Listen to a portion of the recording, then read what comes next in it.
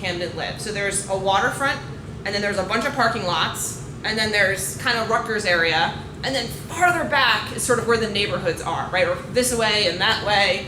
So they're not in the vicinity. So the very premise of this plan was, in my view, white supremacist. It was saying that what Camden needs is white folks from the suburbs to come with their big businesses, and that will somehow fix Camden, not taking into account the voices of the people who live there.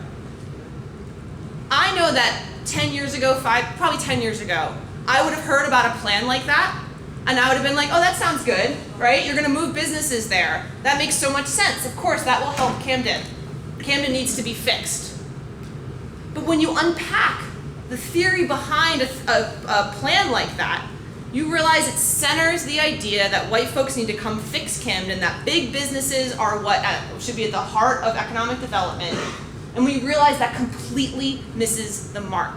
What about investing in brownfield reconstruction, right? Cleaning up lots that are a little bit contaminated so that we can build on them. What about cleaning parks and playgrounds? What about restoring and investing in public schools? What about the small businesses on Haddon Ave or on Federal Street that are small, right? They're barbershops, they're delis, they're restaurants. What about investing in those places?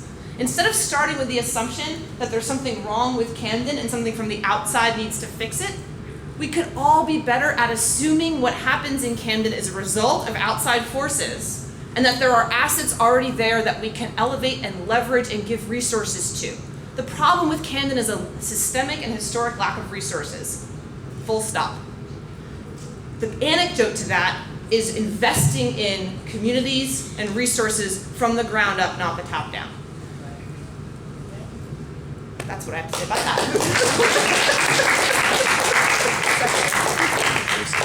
Unless if I can add much more to that.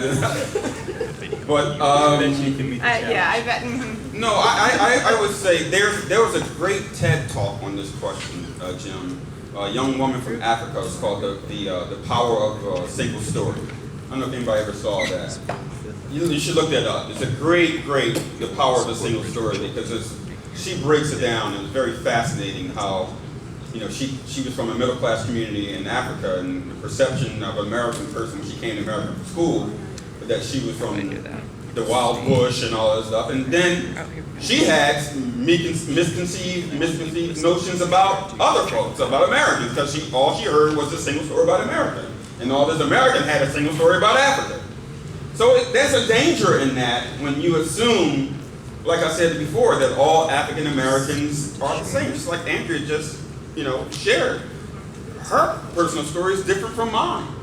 And so until we really get to know people, I can't reiterate more the lack of human connectedness that we've just gotten so far away from. Like, what happened to us? What is wrong with us? Oh, I don't say that. Just like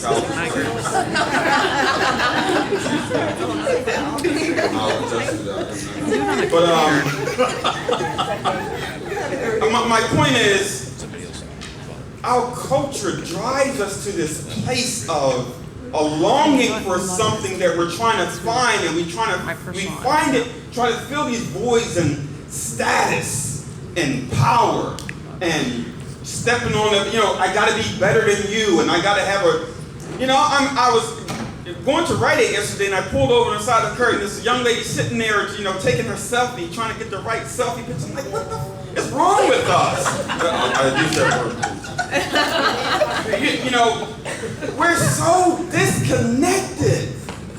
And because of that disconnect, it drives these stereotypes about each other that we really need to get back to some, I don't want to say civility, just humanity, some human connecting with other human beings, just getting to know people and hearing their stories and having a dialogue. Now listen, dialogue, my definition of dialogue is having an exchange and you being open to your idea changing. Let me repeat that. True dialogue is you having an exchange with the person and you being open to your idea changing.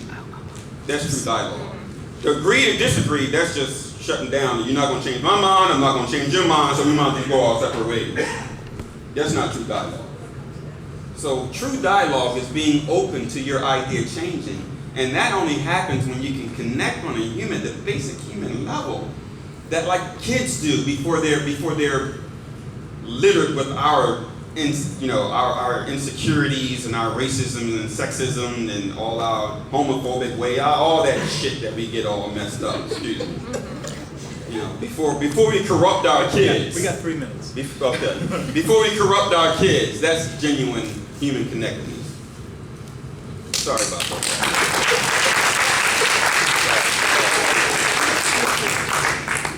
You are ordained, right? Yeah. At one time. I might not be anymore. But Brian Stevenson said, and says often, that proximity is key to social change. Yeah. In New Jersey, we should change it to something like social change is a contact sport. But at the end of the day, it's going to require all of us working closely. There's another slide to comment. All of us working closely together, seeing each other, and trying to tell a common story. We have time for how many questions? We have time for 2 questions, and not everybody was going to get a chance to respond to it. But we'll take a couple of questions quickly. Yes, ma'am. So what you're saying about making connections at a personal level really resonates with me and seems possible. I'd like to hear your thoughts about sort of institutional connections, organizational connections, especially because environmental activism has been coded white for so long, and so many of our environmental organizations, our members, our staff are white, so we're working, and then environmental justice organizations are led by people of color. We're trying to work in the same space. Sometimes you get turf issues coming up.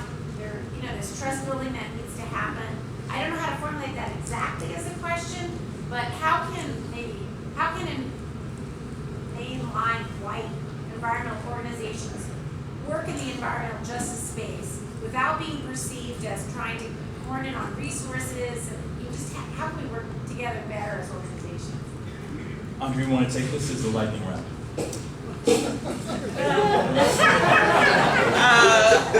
I think the first piece is having a basis of realizing who the experts are in the issues. And I think if it's someone who's living in Newark, who experiences every day lead in the water, lead in the paint, inability to breathe clean air, those are the experts on environmental justice. And so I think often, and what I see in the legal field is that certain people are experts, other people are activists. And so meeting people as you are the ones who are experiencing this firsthand, we want to know how we can best support you, is probably the best way to approach other organizations and saying, we know the best way, we're going to enforce it upon you and speak for you. That's the thing I can think of offhand. One more question? Yes. So, building on what Melanie was just talking about, there's an incredible opportunity in our state with new leadership, a governor, maybe not off to the fastest start, but he has a clean energy agenda. And Ørsted, we talked about Copenhagen, Ørsted, major Danish company, opened an office within the last year in Atlantic City. Atlantic City is a depressed city. To what extent are justice activists knocking on Ørsted's door and saying, hi, you need electricians, you need carpenters, you need welders, here we are. Could you repeat the question? So the question is, taking Atlantic City as one of those, we're looking to build a green economy. Taking Atlantic City as an example of a city that has faced a lot of challenges, what efforts are being made to go to these developers coming in and use those new developments and economic opportunities to create opportunities in Atlantic City. Among other things, I'm the governor's special counsel in Atlantic City, working on the Atlantic City transition. Nice. And Planted question. so this is don't cast your check until Monday. I'm going to give you a very quick answer. A year and a half ago, the governor appointed me this special counsel, and he said he wanted to have a very different approach than the previous administration's approach. He wanted it to be collaborative. I went in, he said it was going to be a 45, he wanted me to work for 45 or 60 days. It became, I'm still working on that project, but we issued a report in September that had 7 principal elements. One was economic development, but with a view towards creating jobs and pipelines to jobs for the people of Atlantic City. Second, we were focusing on jobs for returning citizens. So the casinos, which had very often been viewed as separate and apart from the city, are actually developing programs to train and provide wraparound services to returning citizens. So that's part of it. What is returning citizens? Is a formerly incarcerated Oh, person. okay. Then we're looking at kids. There are 10,000 children that live in Atlantic City. A third of them live below the level of poverty. Many of them suffer from trauma. When we started our work, which is why I stayed, about 6 weeks in, one of the kids committed suicide in school. So 1 in 4 citizens, and they've been considered the invisible citizens. We made a point of listening. We talked about listening. We went to the Head Start program, and we just sat and listened to the parents. We went to the Boys and Girls Clubs. We talked to young people. And so our strategy was both bottom-up strategy, where we heard the best of people who were expert in their own lives. We talked to experts around the country. We borrowed and stole ideas from all over the place to pull together this strategy, which is about both giving people skills and the ability to run their own lives. We created a citizens advisory board for the police department, and we have neighborhood coordination officers in every single neighborhood. It's a police officer whose job is not to respond to 911 calls, but to look at issues and resolve them and help people improve their lives before they become critical problems. There's lots more to it, but the thrust was, let's work with community, let's bring the very best from outside, let's deal with the structural issues. Just 2 days ago I was testifying about casino regulations and how that can, if it's not regulated in the right way, it can replicate problems that have been festering for 40 years. Last point, when the casinos came in 1978, 79, the promise was, and this is in the enabling legislation, casino gambling will be, quote, a unique tool for urban development. The poverty level in Atlantic City when this happened was 25%. When we finished our work last summer, it was at 37%. And so the basis for saying, okay, we've done that, let's try a different way, let's engage with community, the empirical basis for that is there. I think that's all that we have time for. You've been a terrific panel. Thank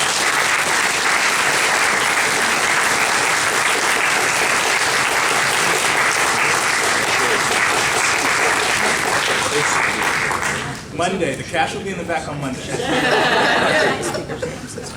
So thank you all to our panelists. I know you all kind of stepped out or in. We've all, also everybody sitting in chairs are also stepping out and stepping in. Stepping up and stepping back, right, is some of the things that we often talk about in our own meetings. If you talk too much, step back. If you're not talking a lot, step up. So this is really an important work for us and our organization. We're very committed, not just here in New Jersey, but nationally. We're committed. Our national board is actually meeting right now in Newark. We move around the country from one office to another, and ironically, they're not very far away, but they are meeting in Newark. So we're going to have lunch now. I think some people here can stay for a little bit. You might come up and ask them questions, but some people might need to move on.